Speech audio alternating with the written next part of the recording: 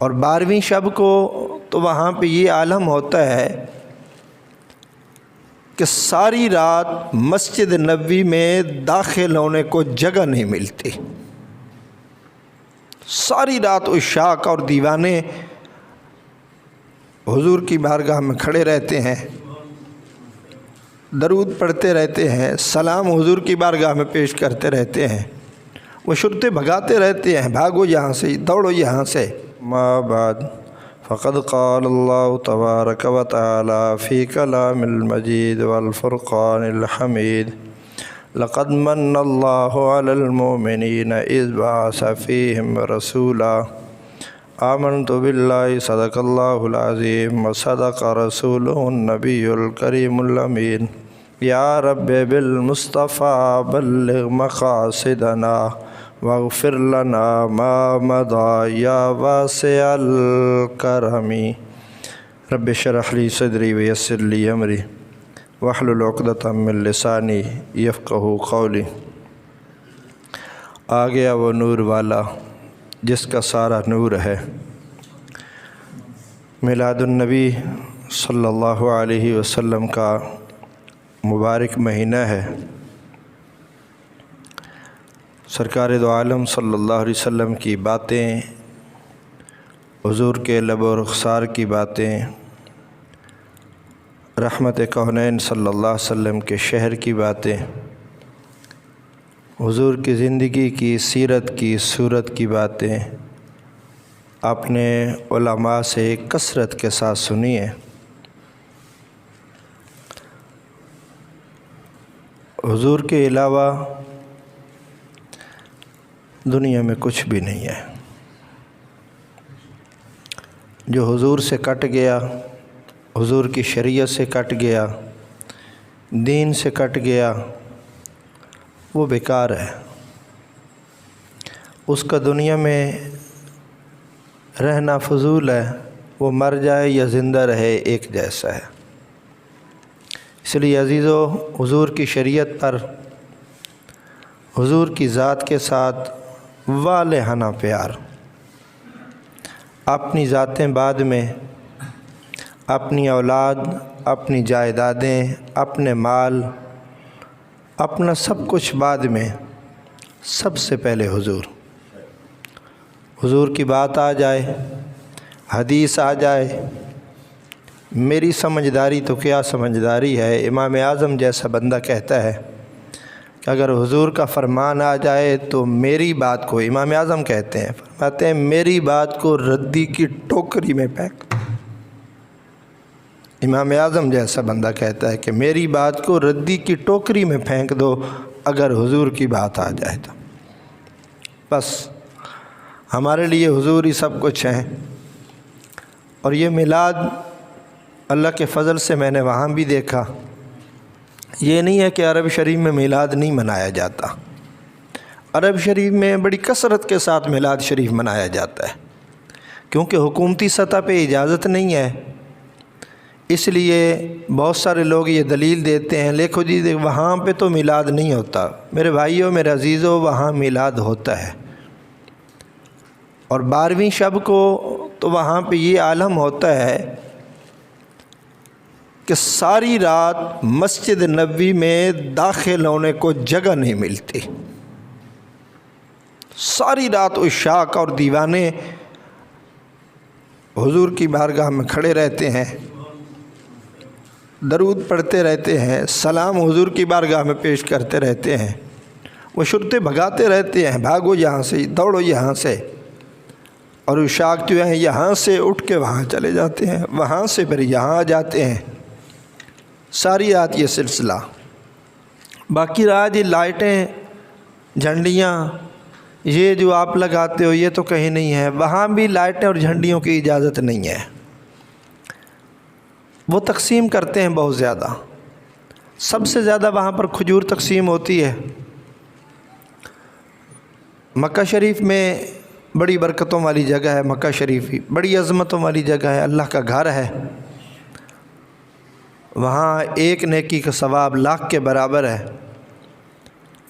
بڑی برکتوں والا ہے۔ لیکن 5 دن 6 دن مکہ شریف میں رہے، کھجوریں خود خریدنی پڑیں۔ مدینہ شریف میں پہلے دن داخل ہوئے، میرے جو ساتھی تھے، ایک بندہ دوڑتا ہے ایک کھجوریں لے، میں رو پڑا، بس میری کو طبیعت ایسی ہے، میں رو پڑا۔ تو وہ کہتے ہیں جی کیا ہوا آپ کو؟ تو میں نے کہا مکہ میں 6 دن رہا ہوں، زیادہ کھجوریں دینا تو دور کی بات، کسی نے ایک بھی نہیں پوچھی، خود لے کے کھانی پڑی ہے مجھے، کہ چلو آئے ہیں یار، عرب شریف میں آئے ہیں، کھجوریں لے کے کھاتے ہیں۔ ایک ڈبہ خود کھجوروں کا لیا ہے، وہ کھائے یہاں۔ مدینے میں مسجد نبی میں داخل ہوئے ہیں، ابھی بارگاہ رسالت میں نہیں پہنچے، داخل ہوئے ہیں تو ایک کھجوروں والا آ گیا، تھوڑا آگے چلے ہیں تو وہ کیک دے رہے تھے، کیک دے رہے، کیک کھائیں جی۔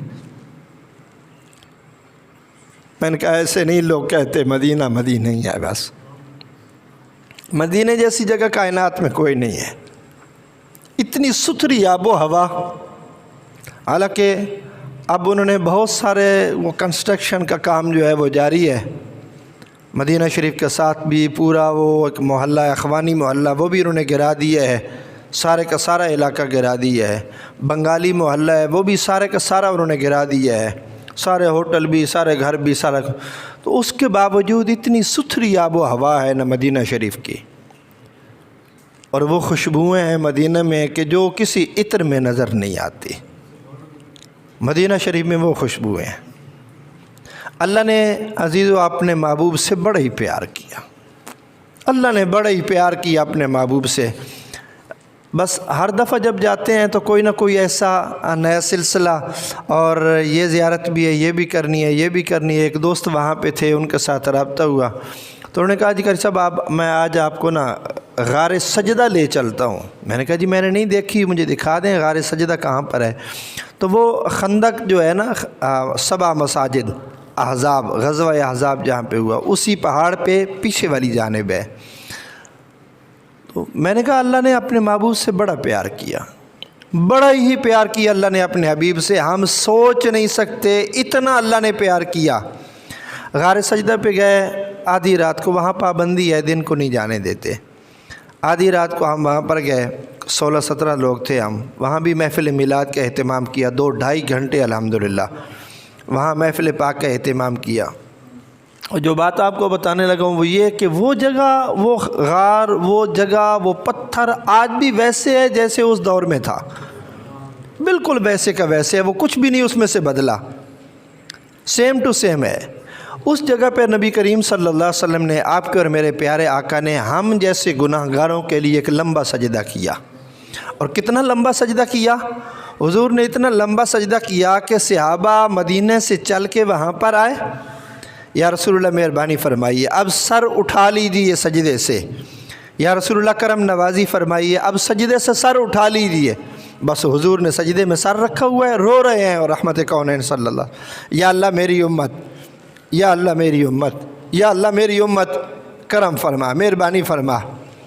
تو جب صحابہ کے کہنے پہ، صحابہ کی کوشش پہ حضور سجدے سے نہیں اٹھے، تو صحابہ پھر واپس مدینے میں گئے۔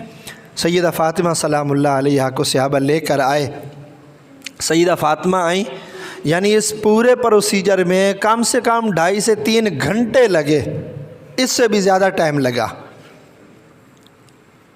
تو سیدہ کائنات تشریف لائیں، حضور سرور عالم صلی اللہ علیہ وسلم کی بارگاہ میں جوں آئیں تو حضور نے محسوس کیا کہ میری بیٹی آئی ہے۔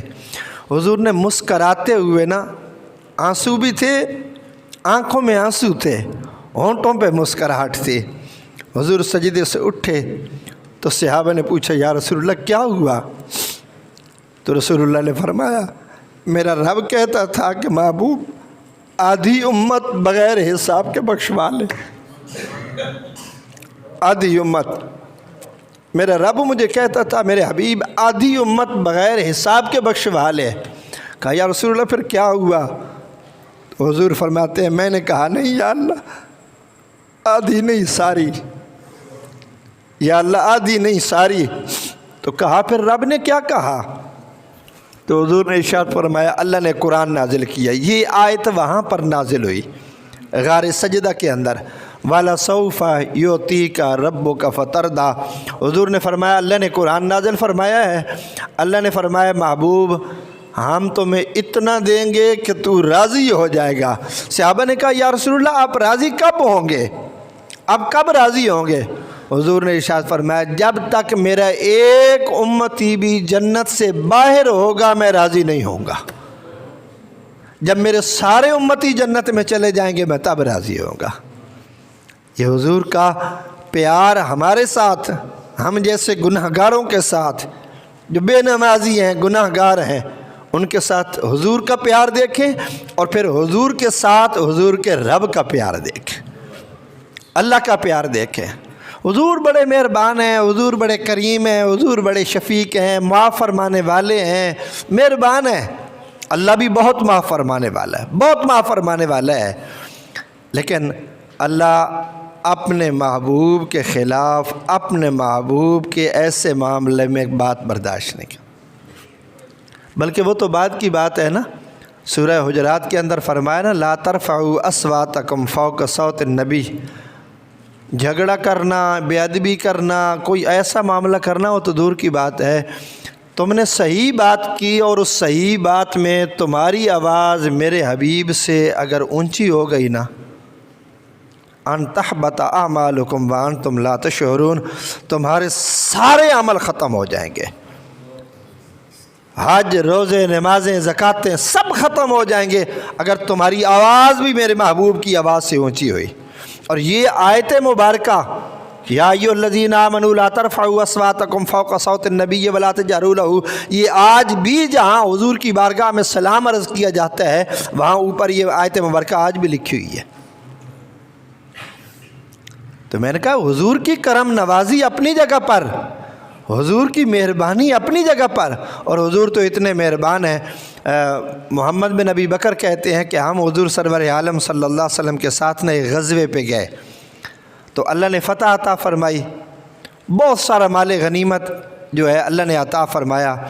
اس سے 5واں حصہ قرآن کے مطابق وہ رسول کریم صلی اللہ علیہ وسلم کا. تو ہم حضور کی بارگاہ میں لے کے گئے تو کسی نے پوچھا کہ محمد بن ابی بکر آپ بتائیے وہ 5واں حصہ کتنا تھا جو حضور کے حصے میں آیا؟ کہا وہ 180 اونٹ تھے جو حضور کے حصے میں آئے. 180 اونٹ، یعنی اتنا مال غنیمت ملا. حضور نے سارے صحابہ کو دیا، سب کو رحمت کونین صلی اللہ علیہ وسلم نے عطا فرمایا. راستے میں پڑاؤ ڈالا، خیمے لگائے. محمد بن ابی بکر کہتے ہیں میرے ساتھ جو صحابی تھے نا وہ ذرا وزنی تھے، بھاری بھرکم جسم والے صحابی تھے جو میرے ساتھ تھے میرے خیمے کے اندر. ہم دونوں تھے خیمے کے اندر. مغرب کا ٹائم ہوا، ہم نے حضور سرور عالم صلی اللہ علیہ وسلم کے پیچھے نماز ادا کی مغرب کی. تو میرے ساتھ جو صحابی تھے ان کا دل کیا کہ میں نا حضور کی دست بوسی کروں. جب وہ آگے بڑھے تو اور صحابہ بھی آگے بڑھے حضور کے دست انور کو چومنے کے لیے. تو جیسے صحابہ اکٹھے ہو گئے تو کہتے ہیں کہ یہ بھی اپنے کوشش میں تھے کہ چلو میں بھی حضور کے دست انور کو بوسہ دوں. اسی اثناء میں ان کا پاؤں حضور کے پاؤں مبارک کے اوپر آ گیا. محمد بن ابی بکر کہتے ہیں جو میرے ساتھ تھے نا صحابی، ان کا پاؤں ذرا وزنی بھی تھے جسمانی لحاظ سے، تو ان کا پاؤں حضور کے پاؤں کے اوپر آ گیا.